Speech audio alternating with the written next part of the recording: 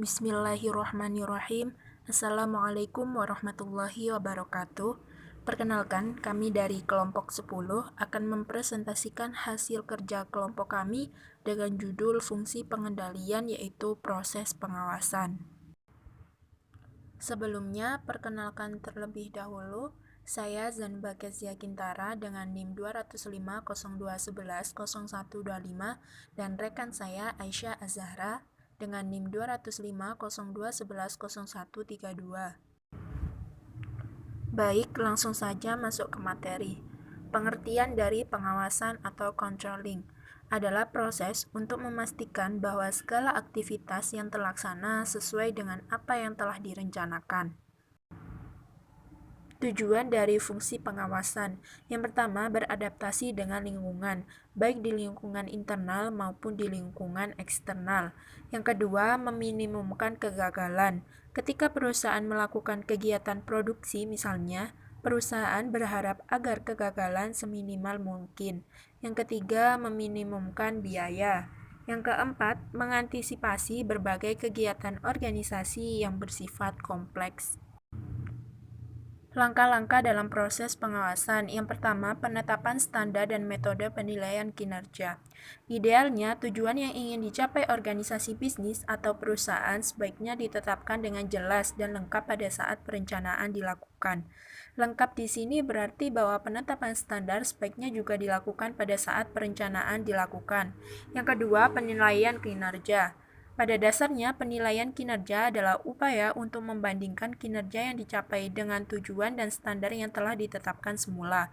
Penilaian kinerja merupakan sebuah proses yang berkelanjutan dan terus-menerus. Yang ketiga, membandingkan kinerja dengan standar. Setelah kita menetapkan bahwa yang akan kita nilai adalah tingkat penjualan setiap 1 tahun sekali oleh manajer penjualan, maka pada tahap ini manajer penjualan akan melakukan perbandingan dari apa yang telah diperoleh di bagian penjualan dengan standar yang telah ditetapkan. Yang terakhir, yaitu melakukan tindakan koreksi jika terdapat masalah.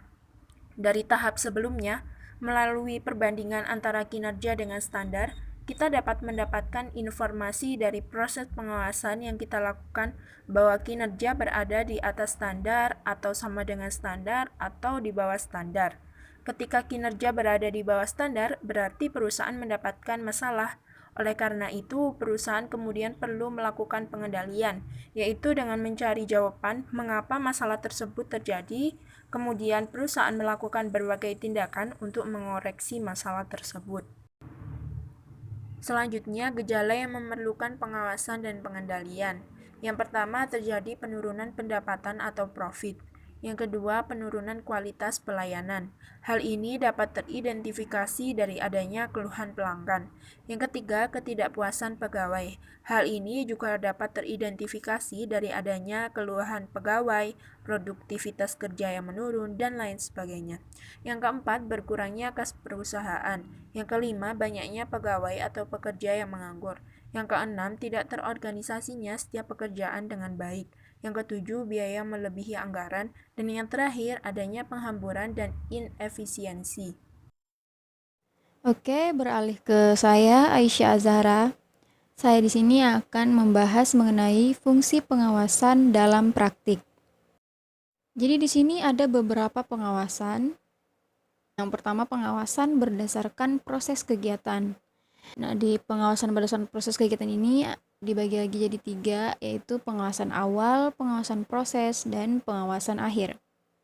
Pengawasan awal dilakukan untuk memastikan apakah seluruh faktor input produksi telah sesuai dengan standar atau tidak. Yang kedua, pengawasan proses dilakukan untuk memastikan bahwa seluruh pekerjaan organisasi dijalankan sesuai dengan rencana dan prosedur kerja. Dan yang terakhir, pengawasan akhir dilakukan untuk memastikan bahwa hasil yang diperoleh pada saat pengerjaan sesuai dengan standar yang telah ditetapkan.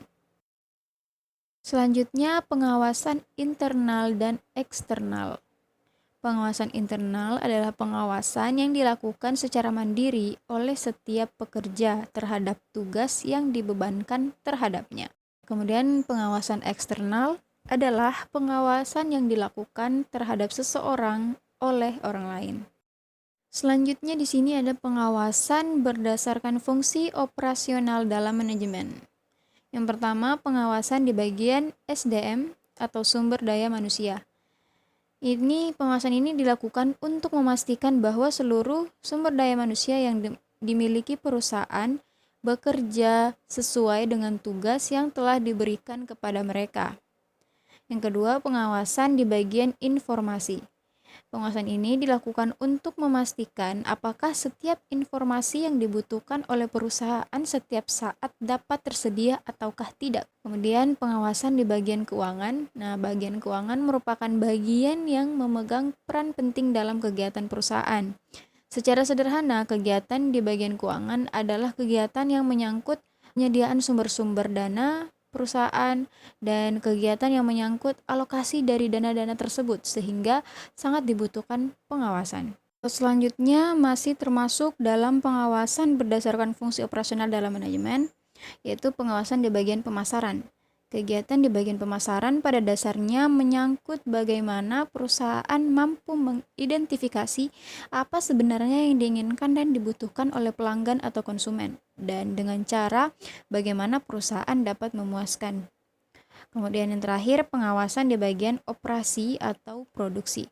Kegiatan di bagian operasi atau produksi mencakup dari mulai kegiatan mendesain, mengoperasikan, hingga mengawasi apakah sistem produksi atau sistem operasi tertentu mampu menghasilkan barang atau jasa tertentu ataukah tidak dari berbagai faktor produksi yang dimiliki oleh perusahaan. Selanjutnya, mempertahankan sistem pengawasan. Yang pertama itu sistem pengawasan tradisional.